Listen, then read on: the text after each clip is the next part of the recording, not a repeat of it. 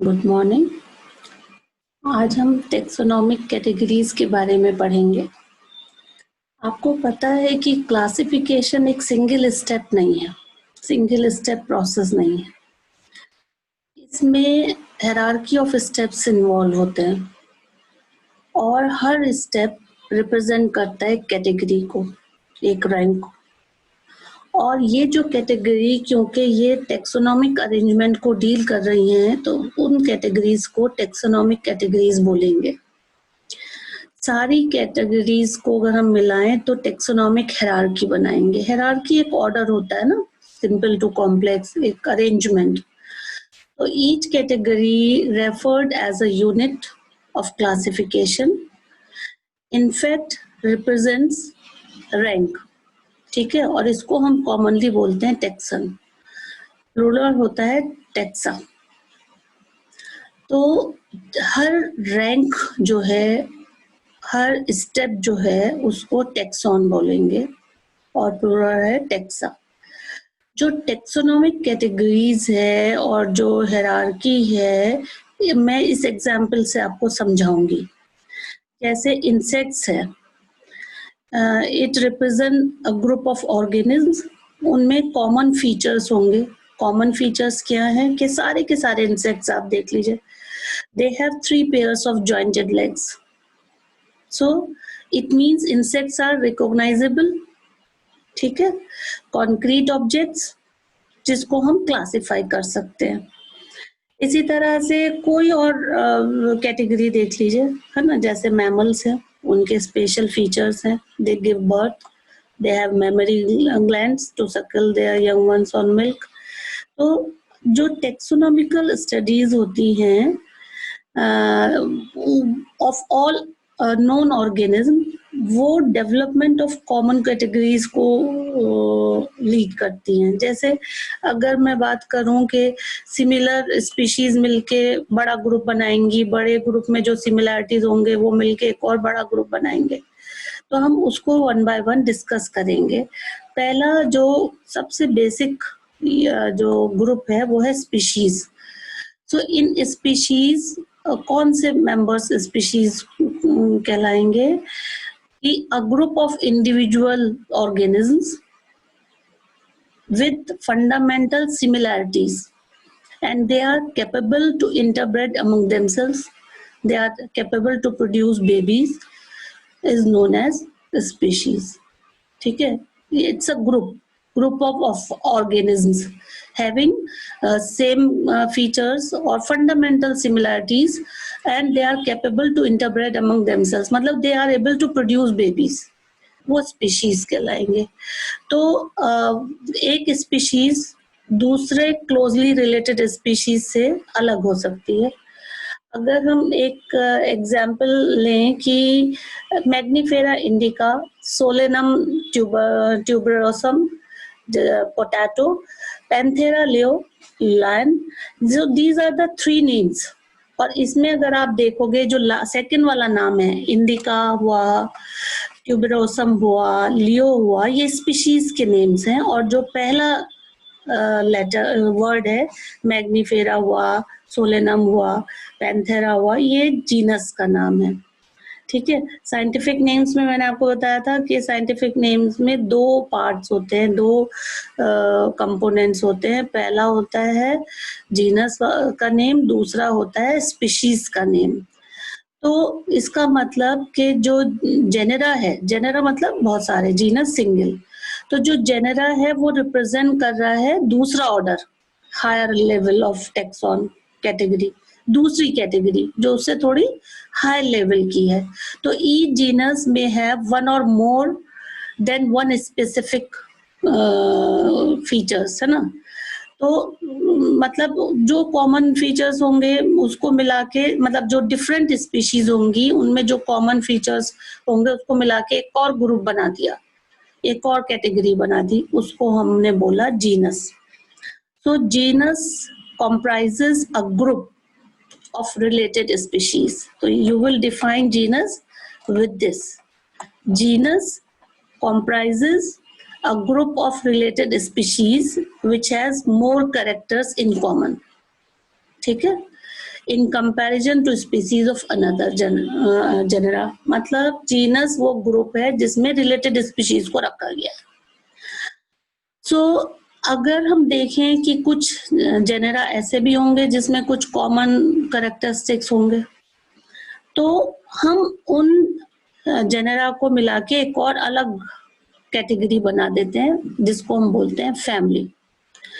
अब मैं आपको यहाँ पे एक एग्जाम्पल दूं कि पोटैटो, टोमेटो और ब्रिंजल, ये 3 अलग अलग स्पीशीज हैं, फीचर्स अलग अलग हैं, ठीक है, but all belong to genus Solanum.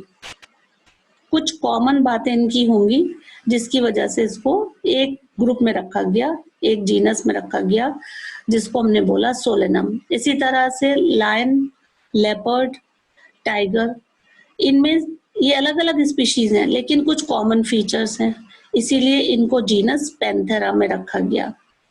तो this genus differs from another genus, जिसमें जैसे जो जीनस है फेलिस, इसमें कैट्स आते हैं, तो कैट्स को हम टाइगर के साथ नहीं रख सकते। हाँ, फैमिली हो सकती है लेकिन जीनस नहीं होगा, ठीक है। अब फैमिली एक अलग कैटेगरी हो गई, तीसरी, मतलब जो सिमिलर जेनेरा है उनका एक और ग्रुप बना दिया जिसको फैमिली नाम दे दिया। So next category family. So how will you define family? It has a group of related genera. ठीक है, it has a group of related genera with still less number of similarities as compared to genus and species. तो family में जो genera होंगे उसमें similarities कम होंगी लेकिन कुछ कॉमन बातें होंगी। तो फैमिलीज जो हैं वो कैरेक्टराइज होती हैं on the basis of both vegetative and reproductive features of plant species. If we are talking about plants, for example, genera Solanum, Petunia, Datura are placed in family Solanaceae. हाँ, तो ये अलग अलग जेनेरा है लेकिन इनमें कुछ कॉमन बातों की वजह से इसको एक बड़े ग्रुप में रखा गया और वो ग्रुप है family Solanaceae. Among animals, genera Panthera जो है comprises lion, tiger, leopard, ये, और जबकि फेलिस जो है वो अलग जीनस है, तो उसमें कैट्स आती हैं। तो इसकी जो फैमिली है कैट्स की और टाइगर की एक ही है, वो है फेलिडेई। अलग ग्रुप है, अलग कैटेगरी है। तो इसका मतलब जेनेरा अलग अलग रखे गए कैट के और टाइगर के, लायन के, लेकिन फैमिली एक रख दी, एक अलग ग्रुप बना दिया, उसको बोला फेलिडेई। तो इसी तरह से डॉग एंड कैट, कुछ सिमिलैरिटीज हैं दैट दे प्रोड्यूस बेबीज। सो उनकी डिफरेंट फैमिलीज हैं, डॉग की अलग है, कैट की अलग फैमिलीज हैं। तो 2 डिफरेंट फैमिलीज, कैट फैमिली में आता है फेलिडेई, ये जो फैमिली का नेम है, ये कैट की फैमिली है, एंड कैंसिडेई जो है डॉग की फैमिली है। तो अब हम बात करेंगे एक और बड़े ग्रुप की, that is known as order. आपने पहले कैटेगरीज पढ़ी, स्पीशीज, स्पीशीज को मिला के जीनस, जीनस को मिला के फैमिलीज, बड़ा ग्रुप बन गया। और अब एक और बड़ा ग्रुप बनेगा फैमिलीज को मिला के, वो है ऑर्डर। ये हायर टेक्सोनॉमिक कैटेगरीज है। और किस बेसिस पे बनाया गया कि कुछ उनमें आइडेंटिफाइड कुछ मतलब किसके बेसिस पे बनाया, कुछ कैरेक्टर्स कॉमन थे। तो order being a higher category is the assemblage of families. It's a collection of families which exhibit a few similar characters. The similar characters are less in number. ठीक है, मतलब similarity जैसे जैसे हम higher order में जाएंगे कम होती चली जाएगी। स्पीशीज में ज्यादा सिमिलैरिटी, सबसे ज्यादा, उसके बाद जेनेरा जीनस में उससे कम, फैमिली में उससे कम, ऑर्डर में और कम सिमिलैरिटीज। तो अगर हम एक प्लांट का ग्रुप की बात करें कि जैसे प्लांट फैमिलीज हैं, कॉन्वोल्वुलेसी, सोलेनेसी, ये जो हैं ये they are included in order Polemoniales, mainly based on floral characters. Floral character मतलब जो फ्लावर के जो करेक्टर्स हैं। इसी तरह से एनिमल्स हैं, उसके ऑर्डर है कार्निवोरा, उसमें फैमिलीज आती हैं फिलिडेई एंड कैंसिडेई। ये कैट की फैमिली है और डॉग की फैमिली है। इसकी जो ऑर्डर होगा वो होगा कार्निवोरा। अब नेक्स्ट हायर कैटेगरी है क्लास। ये सिमिलर ऑर्डर को मिलके बनाती हैं class. So this category includes related orders. For example Primata, इसमें आते हैं मंकीज, गोरिल्ला, गिबन। ये क्लास मेमेलिया में इसको रखा गया है। सो along with order carnivora that includes animals like tiger, cat and dog। मतलब ये एक ऑर्डर और एक ऑर्डर, ये सबको एक क्लास में रख दिया और उस क्लास का क्या नाम है? मेमेलिया। ठीक है, और मेमेलिया में और भी ऑर्डर्स आते हैं, तो हमने 2 एग्जाम्पल की बात की। फिर उससे बड़ी कैटेगरी आती है फाइलम। तो बहुत सारी सिमिलर क्लासेस मिलके फाइलम बनाती हैं। जैसे डिफरेंट क्लासेस हैं, फिश है, एम्फीबियंस हैं, रेप्टाइल्स हैं, बर्ड्स हैं, मैमल्स हैं। इन्होंने एक हायर ऑर्डर, एक अलग कैटेगरी बनाई, हायर कैटेगरी, जो कहलाते हैं phylum.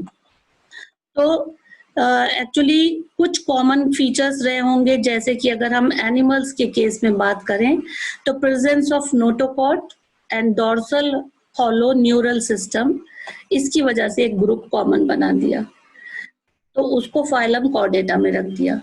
But in case of plants, classes with few similar characters, they are put to a higher category called division। मतलब ये बस सिंपल सी बात याद रखना कि प्लांट के केस में डिवीजन यूज करेंगे और एनिमल के केस में फाइलम। तो ये देखिए बेटा, हायरार्किकल ऑर्डर जो है टेक्सोनॉमिक कि ये बिल्कुल सिमिलर, ये ग्रुप ऑफ सिमिलर प्लांट और एनिमल्स के लिए स्पीशीज आता है।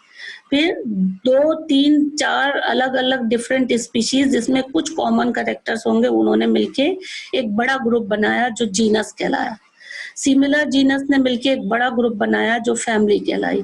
सिमिलर फैमिलीज में मतलब डिफरेंट फैमिलीज, लेकिन उनमें सिमिलर कैरेक्टर्स ने मिलके एक बड़ा ग्रुप बनाया जो ऑर्डर कहलाया। तो डिफरेंट ऑर्डर्स जिसमें सिमिलर कैरेक्टर्स थे, उन्होंने एक बड़ा ग्रुप बनाया जो क्लास कहलाया। डिफरेंट क्लासेस जिसमें सिमिलर कैरेक्टर्स थे, उन्होंने एक बड़ा ग्रुप बनाया, एनिमल के केस में फाइलम और प्लांट्स के केस में डिवीजन। और डिफरेंट फाइलम जिसमें सिमिलर कैरेक्टर्स थे, उन्होंने सबसे बड़ा ग्रुप बनाया kingdom. So all animals belonging to various phyla, they are grouped together to the highest category called kingdom। Animalia in the classification system of animals, kingdom Plantae on the other hand is distinct and comprises all plants। It means 2 group बन गए, animalia जिसमें सारे animals आ गए, प्लेंटेई जिसमें सारे plants आ गए। सो जो taxonomic categories हैं फ्रॉम स्पीशीज टू किंगडम, ठीक है, यहाँ पे आपको असेंडिंग ऑर्डर में दिखाया गया। और अगर हम देखें कि जैसे जैसे हम ऊपर की तरफ जा रहे हैं ना, नंबर बढ़ता चला जाएगा। स्पीशीज में नंबर कम, जीनस में उससे ज्यादा, इंडिविजुअल्स का, और ऐसे ऐसे किंगडम में सबसे ज्यादा। So taxonomists also have developed sub categories in this hierarchy, ताकि थोड़ा सा अंडरस्टैंड करना उसके बारे में इजी हो जाए। तो उन्होंने सब कैटेगरीज भी बनाई हैं। तो सब कैटेगरीज मतलब थोड़ा सा सिमिलरिटीज देख के ग्रुप अलग, सब ग्रुप अलग बना दिया। तो अगर हम देखें कि lower the taxa, more the characteristics that the members within the taxon share। मतलब lower taxa में ज्यादा कॉमन कैरेक्टर होंगे और हायर में कम होंगे। In this table you can see organisms with their taxonomic categories। ठीक है, जैसे मैन बायोलॉजिकल नेम है या साइंटिफिक नेम है Homo sapiens. Homo is the genus, family is Hominidae, order Primata, class Mammalia and phylum Chordata। Similarly, housefly Musca domestica, Musca, Muscidae, Diptera, Insecta, Arthropoda. Arthropoda सबसे बड़ा group है, मतलब दुनिया में अगर आप किसी भी ग्रुप के मेंबर्स की बात करेंगे तो आर्थ्रोपोडा में सबसे ज्यादा मेंबर्स हैं। Mango, Mangifera indica, Mangifera is genus name, Anacardiaceae is family, Sapindales is order, Dicotyledone is class, Angiospermae is division. Wheat, Triticum aestivum, biological name, Triticum is genus, Poaceae is family, Poles is order, Monocotyledone is class, and Angiospermae is division. So what are taxonomical aids? Actually, taxonomic studies of various species of plants and animals and other organisms are useful in agriculture, forestry, industry. तो इसका मतलब है कि हमें उनके जो उनकी जो डाइवर्सिटी है, उनके जो रिसोर्सेज है, उसके बारे में पता होना चाहिए। तो अगर हमें इसको उसके बारे में स्टडी करनी है तो उसके लिए हमें करेक्ट क्लासिफिकेशन पता होनी चाहिए, आइडेंटिफिकेशन प्रॉपर होना चाहिए ऑर्गेनिज्म का। तो आइडेंटिफिकेशन ऑफ ऑर्गेनिज्म्स को रिक्वायर करता है laboratory, intensive laboratory field study, और the collection of actual specimen of plant and animal species is essential. तो ये जरूरी है कि करेक्ट स्पेसिमेन आपके हाथ में हो। So there are also fundamental to studies are essential for training in systematics. कि और क्या जरूरी है कि प्रॉपर ट्रेनिंग हो। कोई अनजान आदमी क्लासिफिकेशन का काम नहीं कर सकता अनलेस एंड अनटिल उसको बहुत वास्ट नॉलेज हो। अब अगर आप ये सोचेंगे कि गूगल कर लेंगे, it is not so easy. उसके लिए आपको किसी गाइड की जरूरत होगी जो ट्रू सेंस में नॉलेज रखता हो, वो आपको बताएगा कि किस कैटेगरी में आप इसको रखोगे। So it is used for classification of an organism. The information gathered is also stored along with the specimen. तो जहाँ पे भी आप लैब में काम कर रहे हो, जो भी स्पेसिमेन मिला उसको प्रिजर्व करोगे और उसकी इंफॉर्मेशन रख दोगे। तो उसको प्रॉपर प्रिजर्व करना है ताकि फ्यूचर में अगर कोई उसको स्टडी करना चाहे तो उसको स्पेसिमेन मिल जाए। तो बायोलॉजिस्ट जो हैं उन्होंने अलग अलग टेक्निक्स एस्टेब्लिश की, अलग अलग प्रोसीजर्स एस्टेब्लिश किए कि कैसे स्टोर करना है, कैसे प्रिजर्व करना है, ताकि स्पेसिमेन प्रिजर्व रहें और फ्यूचर में आके उन लोगों को जो स्टडी करना चाह रहे हैं उनको ये इजी पड़े उसको जानने के लिए। आज हम इतना ही पढ़ेंगे। नेक्स्ट वीडियो में आप हर्बेरियम के बारे में